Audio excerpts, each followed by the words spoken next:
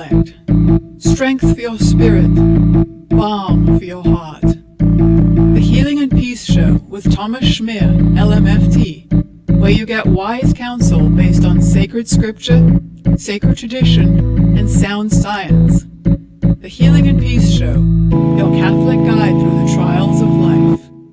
Are you looking for advice from a Christian perspective on chastity for all states of life?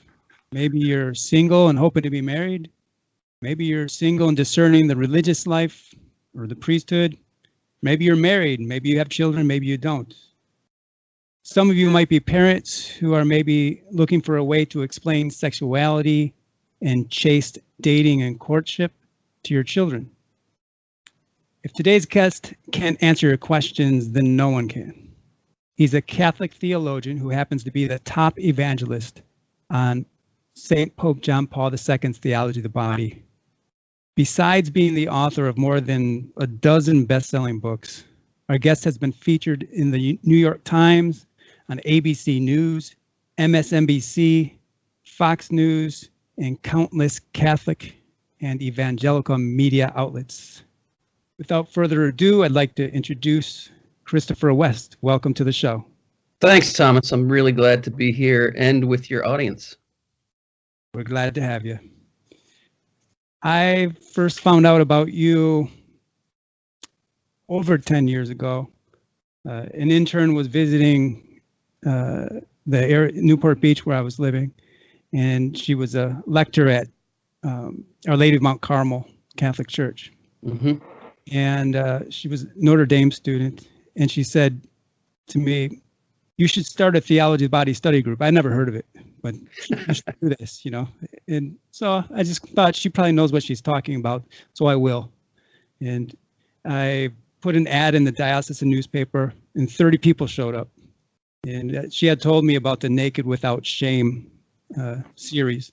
Yes. And so I went there, paid maybe $1 or $10. I don't know. It was basically free, paid for shipping. And I received those. And so I'm just wondering, is that series still around, or are you doing something new? And if so, how's it different? Oh, there's been a lot of different incarnations of the way I present this message over the years. I first discovered John Paul II's teaching in the early 1990s. And the first version of Naked Without Shame came out in I think 1999. And I was pretty green when I recorded that. I was still in my 20s, and I was still learning how to communicate complex theology in a simplified way. And I ended up retiring that series a couple years later just because I was growing and learning how people were hearing certain things I was saying. And so we came out with a new version of the Naked Without Shame series, I think in 2002. That's probably the one you got. Mm-hmm. And that was much improved.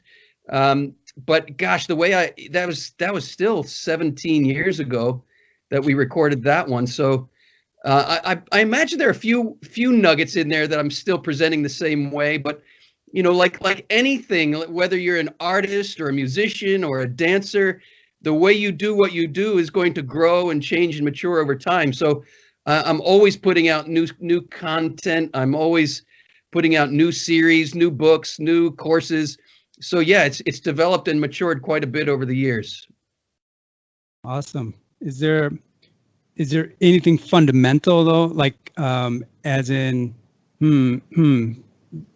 I don't agree with that anymore, or just not too much? I would put it this way. You know, when you start dancing, you're kind of a clumsy dancer, and I think I may have stepped on some toes when I first started doing this work, because I was a zealous dancer. I was excited to learn how to enter into this dance, but it's like I would kind of dip my dance partner without really looking in her eyes. You know, it'd kind of be like this quick dip, and she'd kind of be a little shocked, and I had to learn how to dance in a more delicate way, and then look my dance partner in the eye and say, okay, are you ready for a dip? Here comes a pretty profound concept. Can we take a dip together?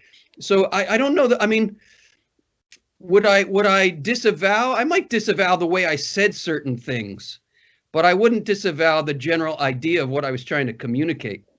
Okay, yeah, it's good. It reminds me of when I was in school in a practicum class, and I was talking about, I feel really comfortable talking about sexual things with my client, and this other therapist student says, yeah, but is the client comfortable? Good. Yes, very well put. Well put. Yes, and there's this give and take whenever you're teaching, and I've learned over time how to when words don't mean the same things to both parties, communication breaks down. So learning how certain words are heard, learning how certain expressions are understood by an audience is very important, because you might mean one thing and your audience might be hearing something else. So I've become a better dancer over the years, and I hope 10 years from now I'll be an even better dancer. But I think that the underlying message is really about the beauty and goodness and splendor of God's plan for making us male and female. And this is something people, generally speaking, have not heard, right? We've heard a don't do it approach. We've heard a thou shalt not approach, but we haven't heard the beauty and splendor and glory of God's plan for sexuality. When all we have is a thou shalt not approach, there's no way we're going to be able to convey the beauty of the church's teaching.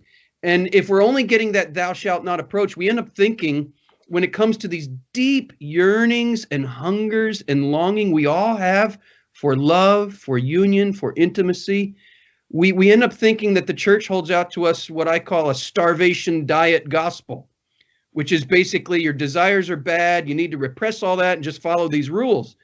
Well, I tried to live that when I was a young person because I wanted to be a good person, but the hunger became overwhelming.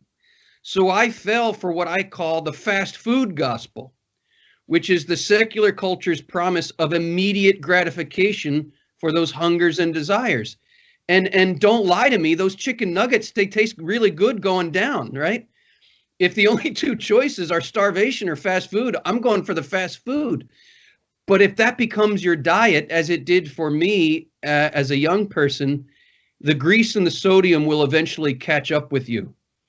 In my college years, I fell on my knees saying, God in heaven, if you exist, you better show me why you gave me all these desires, because they're getting me and everybody I know into a heck of a lot of trouble.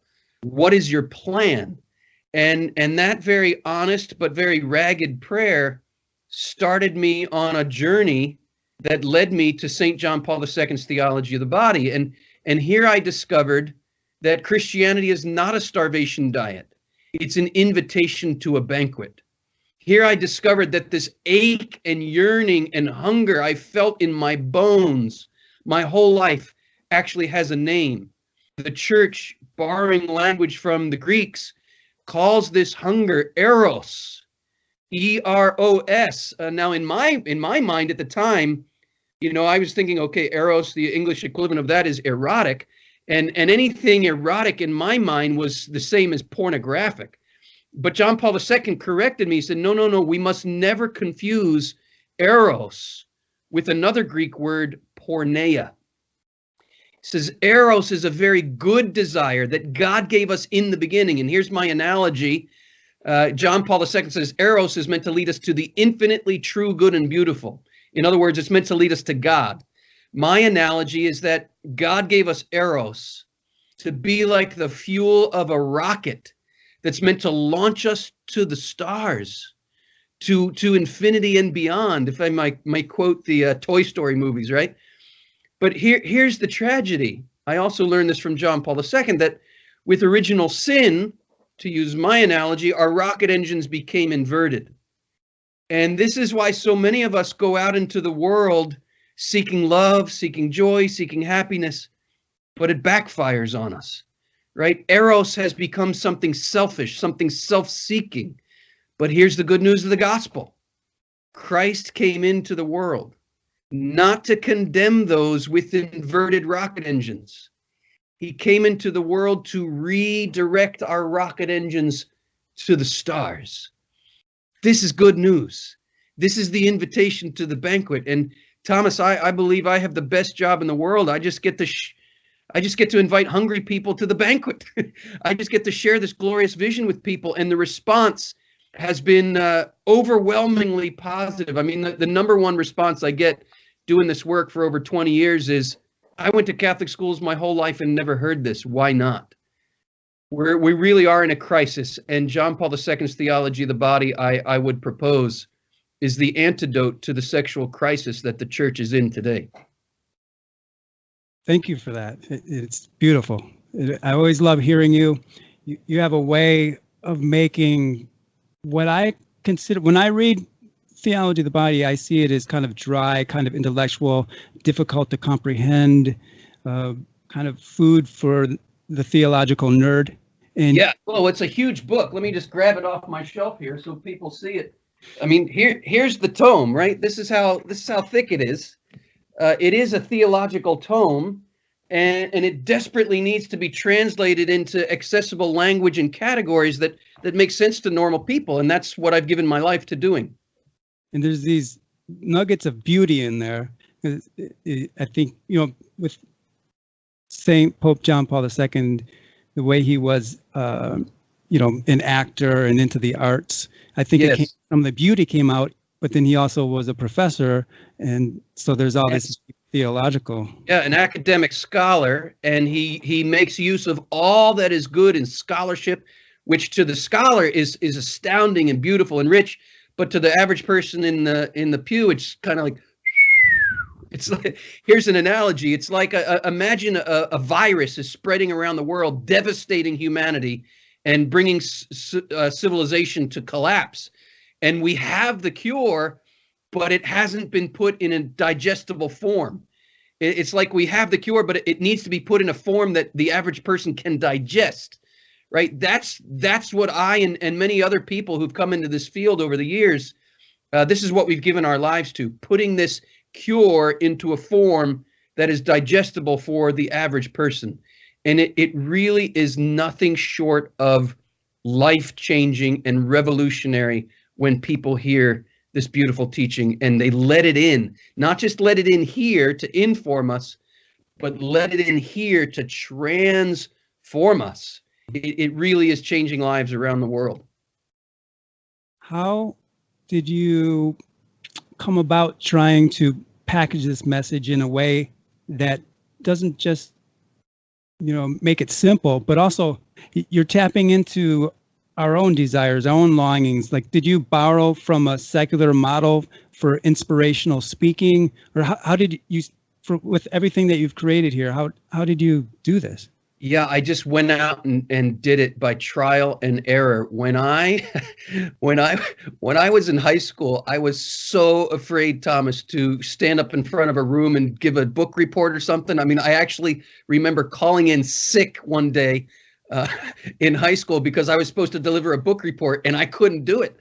But when I discovered this teaching, really and truly, it is like I discovered the cure for the world's cancer. And when you discover the cure for the world's cancer, you can't sit on it. You have to start sharing it. So I just started talking to anybody and everybody who would listen. And there was a young woman, I had graduated college at this point. I was 24 years old. She and I had known each other from a prayer group that we were both part of during college years. And she asked me, she heard me talking about it. She got very excited about it. And she said, could you come to my campus? She went to Catholic University and deliver a talk to the students there about this. And that was the first formal talk I ever gave on the theology of the body. And that was 1994. And about a year and a half later, I married that young woman who invited me to give that talk.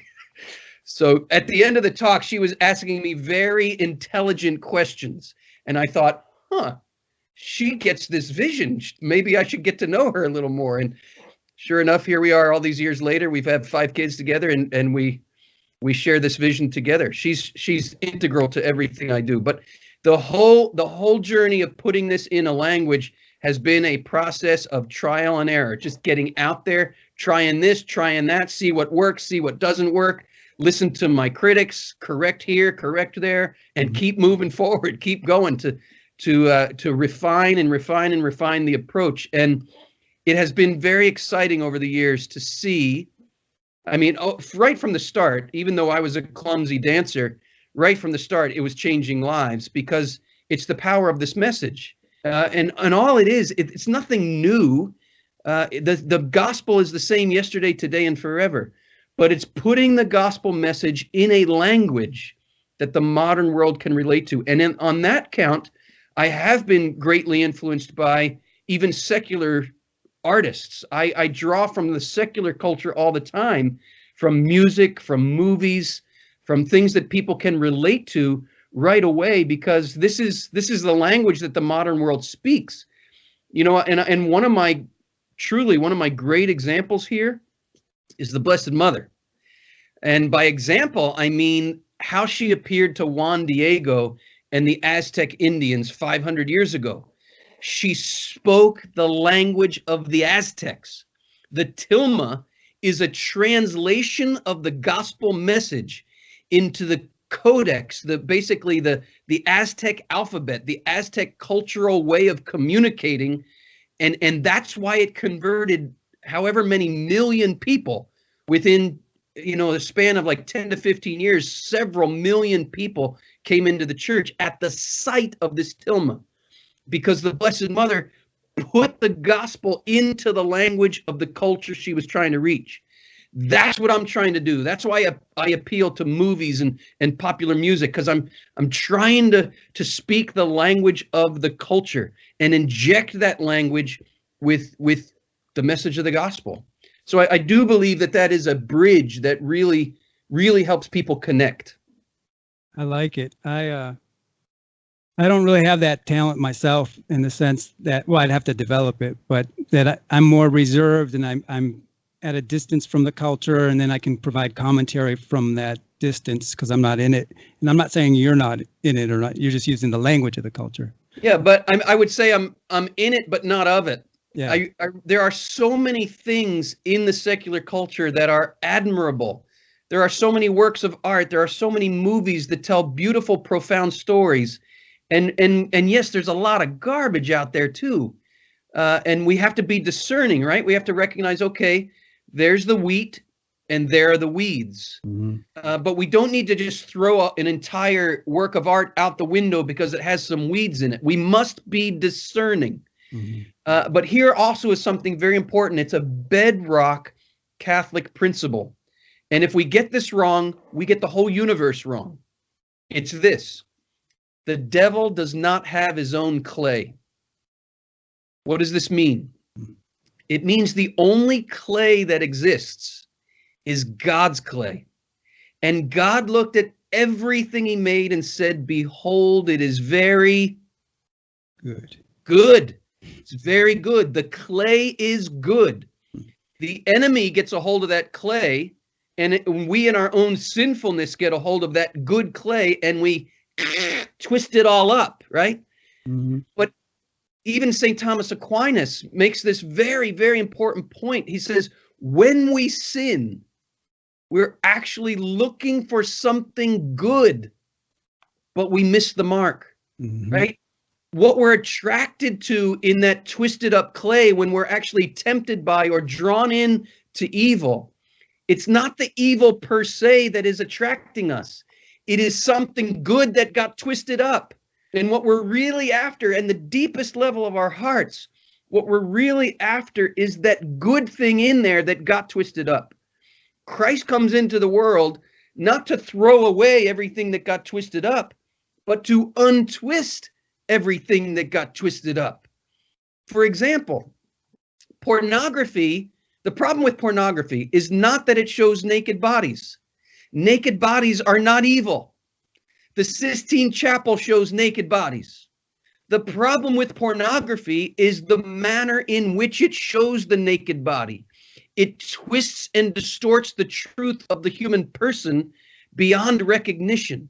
And the human person gets reduced to a thing to use rather than to be seen and loved in the image and likeness of God, right? So the reaction to pornography should not be to conclude the naked body is evil. The reaction to pornography should be, first, we recognize that a heavenly mystery is being hellishly mocked by pornography, right? And then we submit all the distortions that have gotten into our minds and into our hearts through these diseased images and ideas that our culture is promoting. And we submit all those diseased ideas and images to the transforming power of what St. John Paul II, drawing right out of St. Paul's Romans chapter 8, we submit it to the redemption of our bodies. Our bodies must be redeemed. Our vision of our bodies must be redeemed. And here's the glory. Here's the mystery, Thomas. When we untwist the hellish mockery of pornography, guess what we see? Through purity of heart, we come to see the image of God revealed through the human body.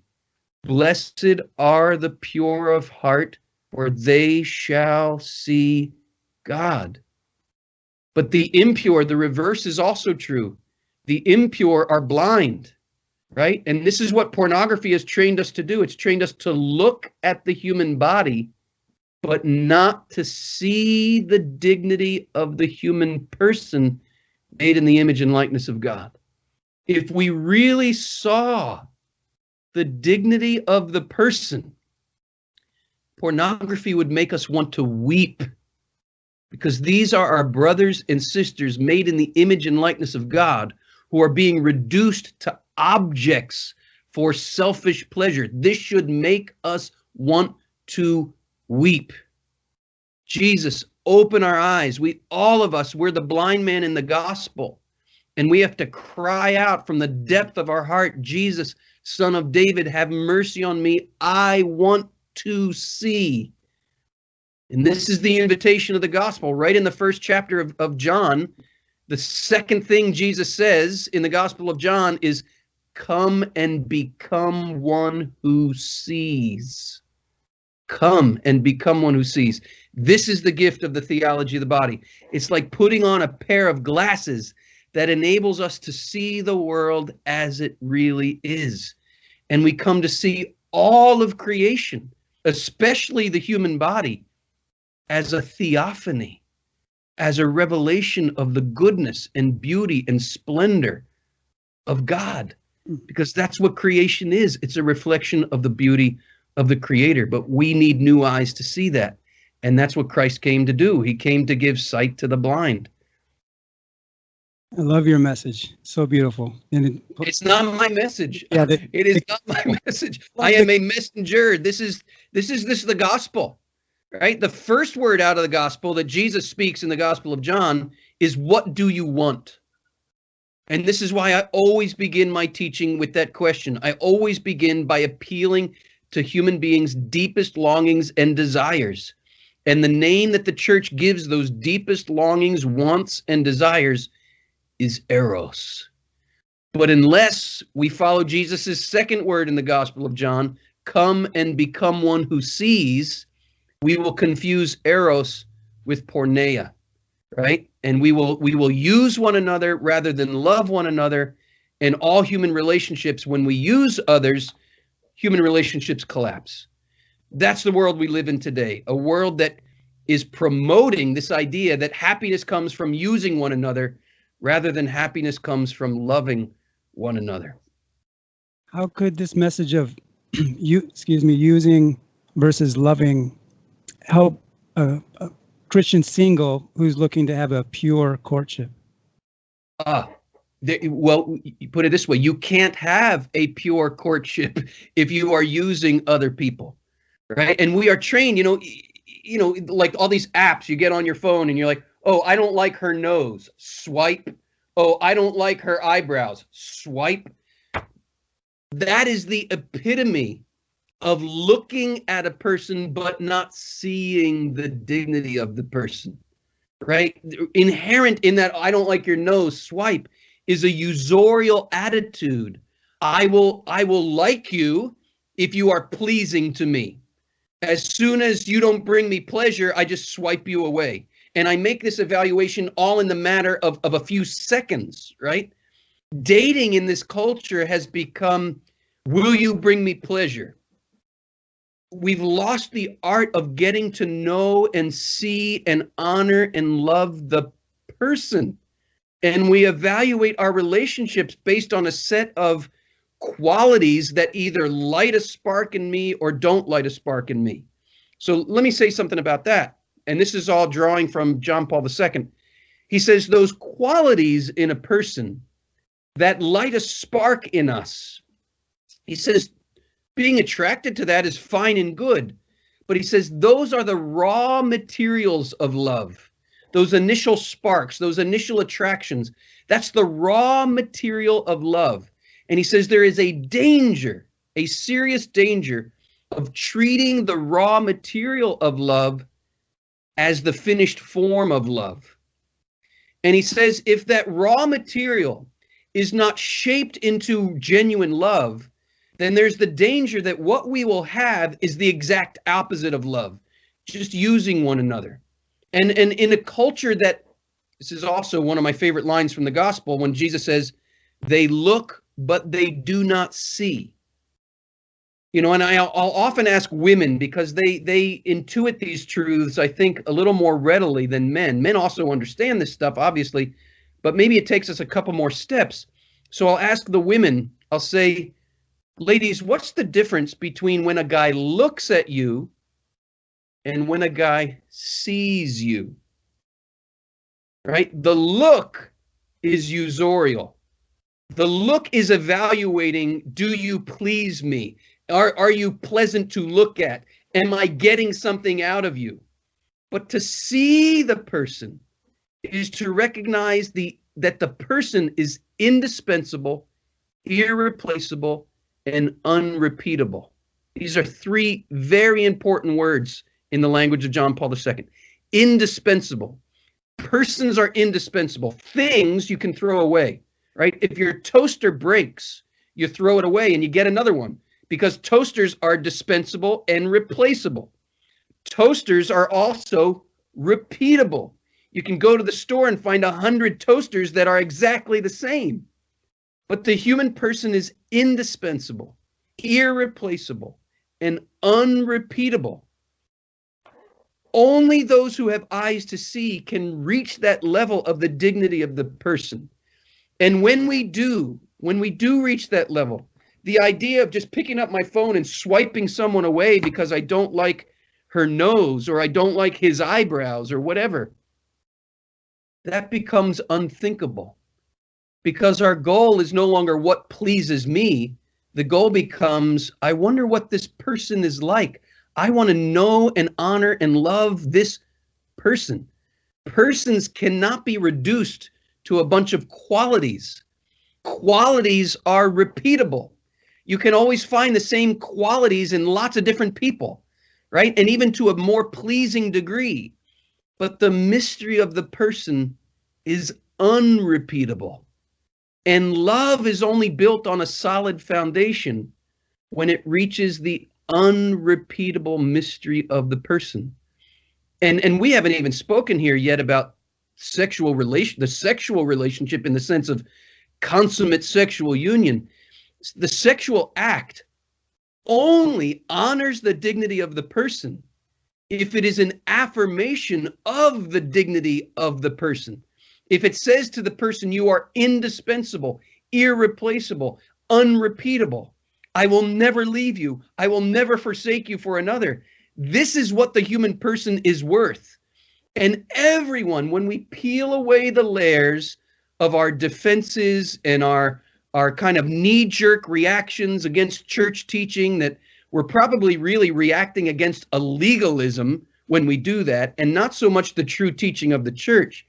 But when we get down to the deepest level of the person, every human being, I don't care if you are the most outspoken atheist, you want to be seen in your deepest value as an unrepeatable, indispensable, irreplaceable person. And you want to be honored there. You want to be known there. You want to be respected there.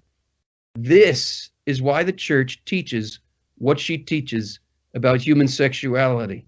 Because chastity is not a repressive no to sexual desire and sexual activity.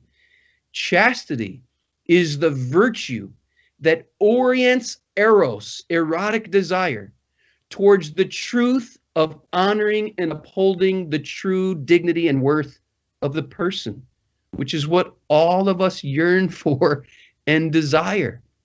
When I started learning this stuff from John Paul II, this is why it rocked my world, because it spoke directly to my own deepest yearnings and desires, and it helped me take my masks off and stop pretending that it's okay just to have casual sexual encounters because it feels good. No, these casual sexual encounters that I had had as a young person, they wounded me profoundly. And John Paul II's Theology of the Body was like pouring oil on those wounds. It's beautiful. I actually need to thank you and Dave Sloan for this kind of message for why my wife went on a second date with me, because Awesome. It's because of this kind of message that I learned, I'm here to serve. I'm here to get to know you. On the first date, she said to me, friends first, right? And I'm like, yeah, that's where I was totally, Beautiful. So thank Thomas, you very much. Yeah, there's a beautiful practical example of how this teaching changes a life.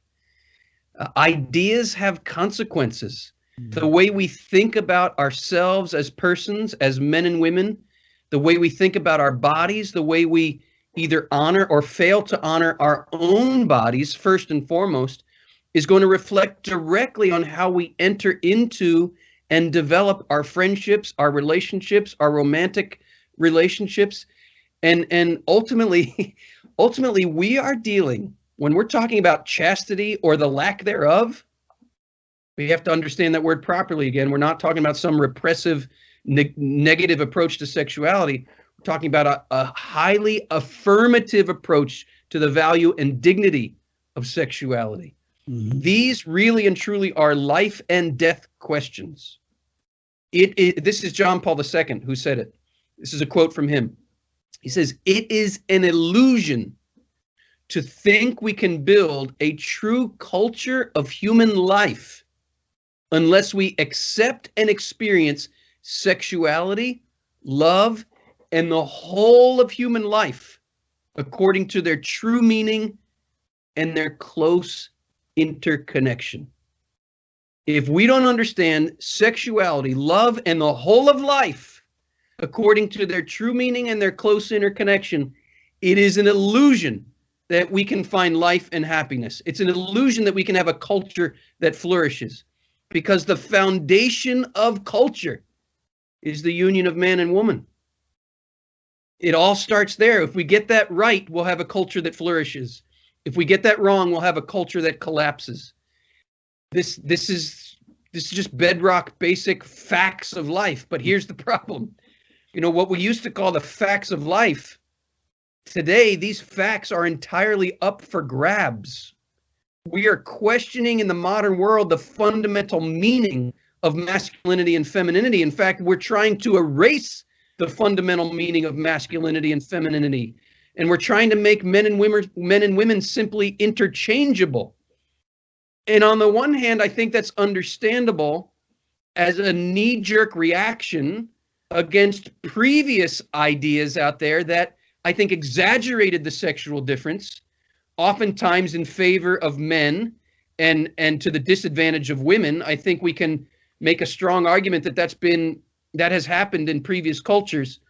But now we've gone to the other extreme, and we think the solution to the exaggeration is to exaggerate in the other direction, where we try to eliminate the difference altogether. Whoa, time out. If it weren't for the sexual difference, none of us would exist.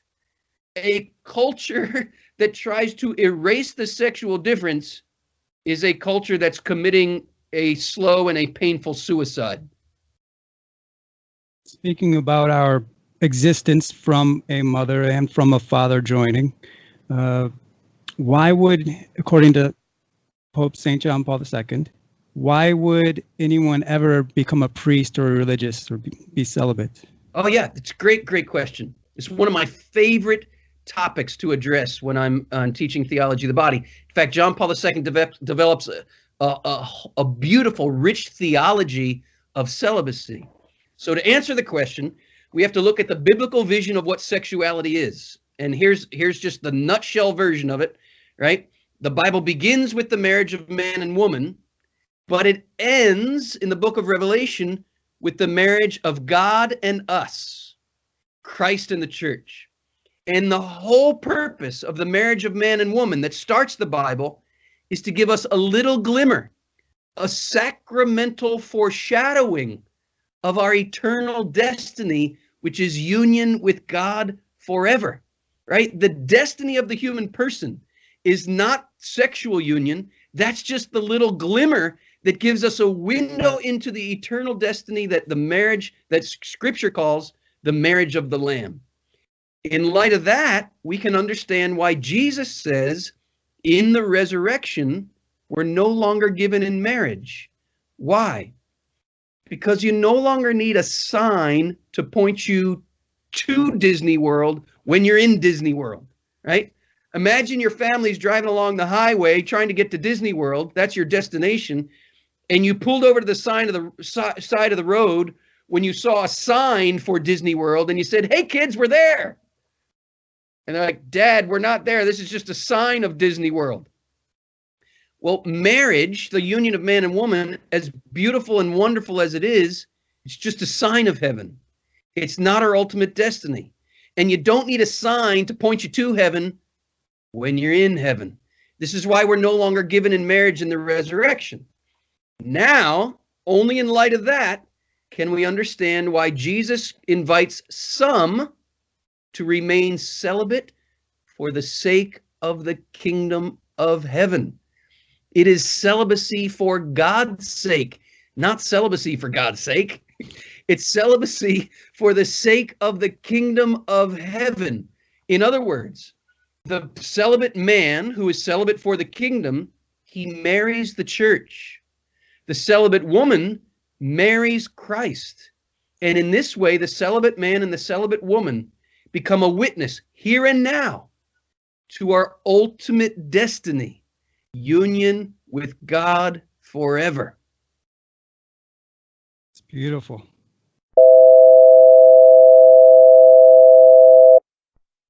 I'd like to take this moment to apologize to everyone for the technical difficulties that ended this interview.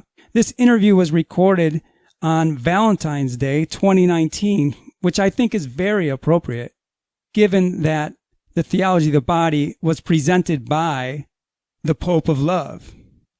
Now I'd like to tell you about Christopher West's work. This is great work. As you heard, he uses these wonderful metaphors to break down very complex theological ideas.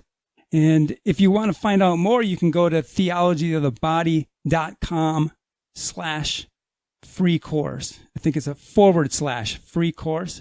He also has books such as Theology of the Body for Beginners. And you can find that at their shop at the Core Project. That's corproject.com. And you can find his books there. Also, he has another book called Good News About Sex and Marriage. Another one, Love is Patient, But I'm Not. And lastly, Word Made Flesh, a companion to the Sunday Mass readings. I'm so grateful that Christopher was able to join us, and I was able to express that to him. I just didn't get to do it on the air, but now I have. I would also like to thank all of you for listening.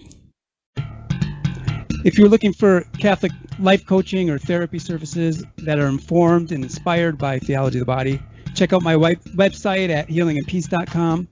I offer Catholic life, relationship, and family coaching worldwide, and Catholic therapy services for individuals, couples, and families in about 6 U.S. states and in certain countries that honor my California license. To stay informed about future shows, subscribe to my e-newsletter. That can be found at healingandpeace.com/blog. And you can also easily find my social media handles at healingandpeace.com and healingandpeace.com/blog. I'm licensed marriage and family therapist, Thomas Schmier, and you've been listening to the Healing and Peace Show. Until next time, may God bless you with healing and peace.